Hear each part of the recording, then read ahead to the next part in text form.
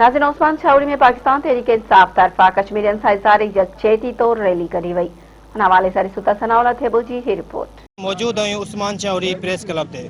पाकिस्तान तहरीक इंसाफ ताल के झंडे मरी सदर यासीन मरी जी अगवानी में कश्मीरन सां इज़हार यकजहती रैली कढी वई आहे। उन हवाले सां अचो त हिन सां ॻाल्हि ॿोल कयूं त उनजो वधीक छा चवणु आहे। वज़ीर आज़म इमरान ख़ान जे तरफ़ां त यौम यकजहती कश्मीर जेको आहे सो पूरे पाकिस्तान में रैली कढण जो असांखे मथां खां इतमाम हुआ।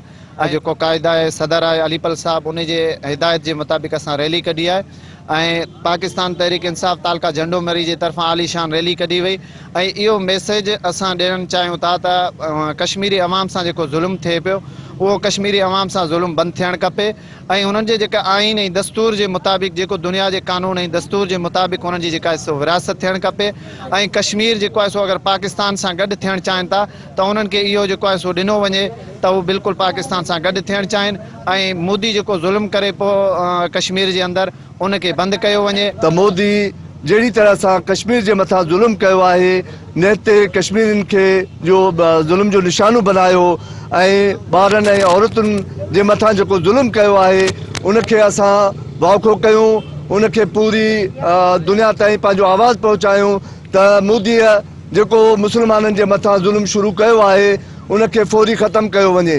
असांजो गॾु थियण जो मक़सदु इहो आहे कि असांखे इंडिया खे इहो पैगाम ॾियणो आहे कि वो जहिड़े तरीक़े सां जेको आहे त ज़ुल्म करे रहियो आहे कश्मीरी अवाम ते, मज़लूम अवाम ते। इंशाअल्लाह इहो पैगाम आहे मोदी के। इंशाअल्लाह जल्दी इंडिया जो टुकड़ो टुकड़ो इंडिया थी वेंदो। कश्मीर बनेगा पाकिस्तान, पाकिस्तान जिंदाबाद। इसका मकसद सिर्फ यही है कि सारी दुनिया के इंसानों तक ये पैगाम पहुंचाना है कि कश्मीर के अंदर जो निहत्ते मुसलमान अपनी जानों की कुर्बानी दे रहे हैं वो अकेले नहीं हैं।